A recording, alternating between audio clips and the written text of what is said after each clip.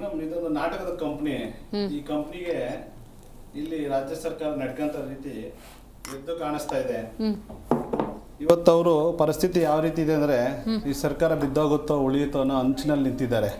D K Shivakumar ಸರ್ಕಾರ D K Shivakumar CM ಸ್ಥಾನ ಕೊಟ್ಟರೆ ಸಿದ್ದರಾಮಯ್ಯ ಅವರು ಏನೆಲ್ಲ ಮಾಡ್ಬೋದು? ಯಾಕಂದ್ರೆ 2014ರಿಂದ JDS ಪಕ್ಷನ ಹೆಂಗ ಅವರು ಅಲ್ಲಿ ಒಂದು ರೀತಿಯಾಗಿ ನಡೆಸ್ಕೊಂಡ್ರು. ಅದಾದ್ಮೇಲೆ 2018ರಲ್ಲಿ ಆಪರೇಷನ್ ಕಮಲ ಹೆಂಗ್ ಮಾಡಿದ್ರು, ಮತ್ತೆ ಸಿದ್ದರಾಮಯ್ಯ ಅವರ ರಾಜ್ಯಕ್ಕೆ ಚೆನ್ನಾಗಿ ಗೊತ್ತಿದೆ ಅವ್ರಿಗೆ.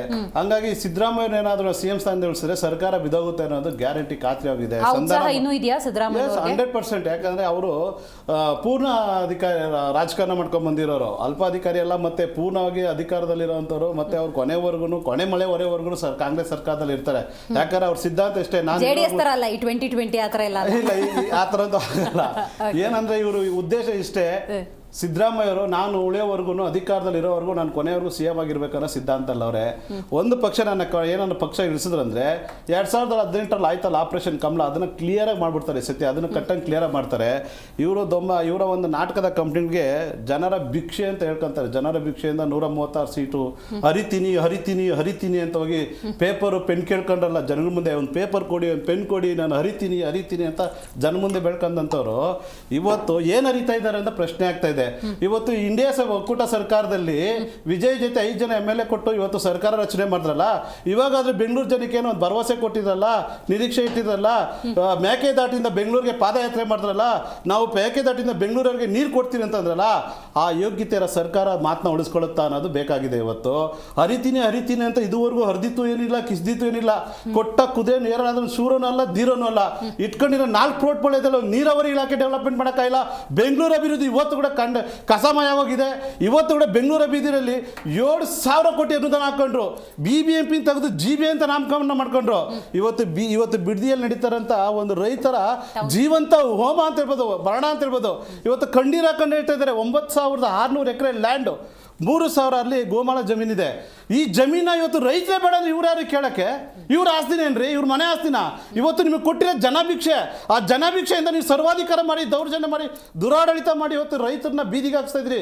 ಸಣ್ಣ ರೈತರು ಇವ್ರು ಹೇಳ್ತಾರೆ 2 ಕೋಟಿ ಸಾವಿರಾರು ಕೋಟಿ ನೋಡಿರೋರು ಇವರು. ಆ ರೈತರಿಗೆ 2 ಕೋಟಿ ಬೆಲೆ ಕಟ್ತಾ ಇದ್ದಾರೆ.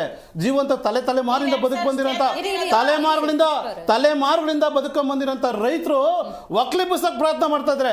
5 ಕುಂಟೆ 2 ಕುಂಟೆ 3 ಕುಂಟೆ 10 ಕುಂಟೆ ಇರೋಂಥವ್ರು ಇವತ್ತು ಅಲ್ಲಿ ಕೋಳಿ ಸಾಕ್ತಾರೆ, ಹಸು ಸಾಕ್ತಾರೆ, ಇವತ್ತು ಹೈನುಗಾರಿಕೆ ಮಾಡ್ತಾರ, ರೇಷ್ಮೆ ಹುಳು ಸಾಕ್ತಾರೆ, ಮತ್ತೆ ಅಡಿಕೆ ಗಿಡ ಸಾಕ್ತಾರೆ, ಮತ್ತೆ ಅಲ್ಲಿ ಅಡಿಕೆ ತೋಟ, ಮಾವಿನ ತೋಟ, ಮತ್ತೆ ಏನ್ ತೆಂಗಿನ ತೋಟ ಇರೋಂಥ ರೈತರನ್ನ ಒಕ್ಕಲಿಬ್ಬಿಸ್ಬಿಟ್ಟು ಇವತ್ತು ನೀವು ಜಮೀನ ಕದ್ದು ಕಿತ್ಕೊಳಕ್ ಹೋಗ್ತಾ ಇದ್ರಲ್ಲ, ಬಲವಂತ ಕಿತ್ಕೋತಿಲ್ಲ, ಆ ಕಣ್ಣೀರು ನಿಮ್ಗೆ ತಟ್ಟುತ್ತೆ, ಆ ಶಾಪ ಹಾಕ್ತಿದ್ರೆ ಪ್ರತಿ ಜನ ರೈತರು ಇವತ್ತು ಬೈದಿಂದ ಬದುಕ್ತಾ ಇದ್ದಾರೆ.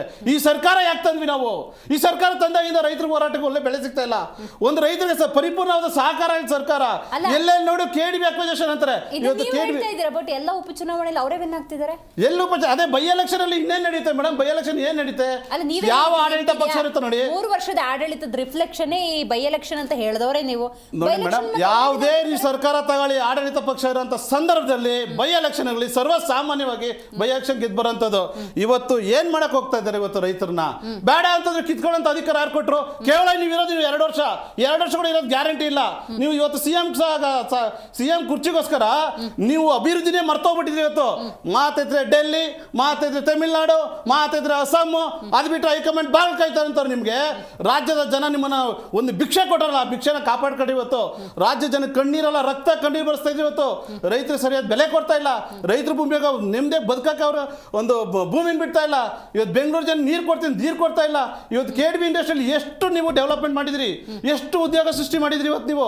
ಇವತ್ತು KDB ಅಲ್ಲಿ ಅವ್ರು ಏನ್ ಕೇಳ್ತಾ ಇದಾರೆ? ಕರೆಂಟ್ ಕೊಡಿ, ರಸ್ತೆ ಕೊಡಿ, ನೀರು ಕೊಡಿ, ಇಂಡಸ್ಟ್ರಿಯಲ್ ಕೇಳ್ತಾ ಇದಾರೆ. ಆದ್ರೆ ನೀವೇನ್ ಹೇಳ್ತಾ ಇದ್ರಿ? ಇಷ್ಟ ಇದ್ರೆ ಇರಲಿಲ್ಲ, ಬಿಟ್ಟು ಹೋಗ್ರಿ ಅಂತ ಇದ್ರಿ. ಅಪಾರ್ಟ್ಮೆಂಟ್ ಬಂದ ನೀರು ತಿನ್ಕೊಂತಾರೆ. ಎಷ್ಟು ಇವತ್ತು ರಾಜ್ಯದ ಮುಖ್ಯಮಂತ್ರಿ DCM ಅವರು ಸಾಯಿ ಲೆವೆಟ್ಗೆ ಸತಿ ಬಂದಿದ್ದಾರೆ. ಲಾಸ್ಟ್ ಸತಿ ಹೋದಾಗ 5 ಜನ ದುರ್ಮರಣ ಆದ್ರು.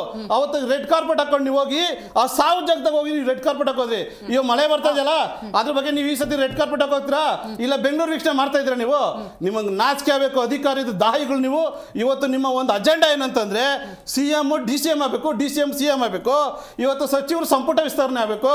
ಇವತ್ತು ಹೊಸ ಶಾಸಕರಿಗೆ ಸಚಿವ ಸ್ಥಾನ ಕೊಡಬೇಕು, KPCC ಅಧ್ಯಕ್ಷ ಬದಲಾವಣೆ ಮಾಡಬೇಕು, ಮತ್ತೆ ಬರೀ ಸಾಧನೆ ಸಮಾವೇಶಗಳು ಅಂತ ಹೇಳ್ಕೊಂಡು ಇವತ್ತು 4,000 ಕೋಟಿ ಘೋಷಣೆ ಮಾಡಿ ಲೂಟಿ ಮಾಡಿ ಭ್ರಷ್ಟಾಚಾರ ಮಾಡಿ ಸರ್ಕಾರ ಇವರು ಆರ್ಥಿಕ ದಿವಾಳಿಯಾಗಿರೋ ಸರ್ಕಾರ CM ಕುರ್ಚಿಗೆ ಹೊರಟಾಗ್ತದೆ.